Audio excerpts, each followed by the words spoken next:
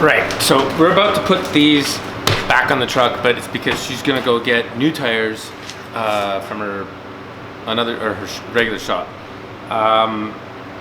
Normally we would never put these back on the front. A lot of people will.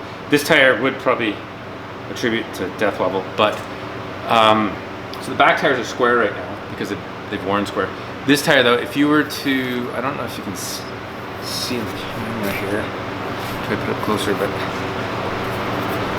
if we put a straight edge across it, and I mean straight edge isn't the best thing, but I can stick my finger under this edge here and a little bit under this edge. But because this truck had bad ball joints and the caster, if this is the inside of the tire, the camber was like this because the ball joints were worn. It means the tire was riding sideways like this, right? So it wore it down. So when we put it back on, it's gonna stand up. And when you're driving, now this thing's gonna pull a little weird on the road because we have this wear in the tire.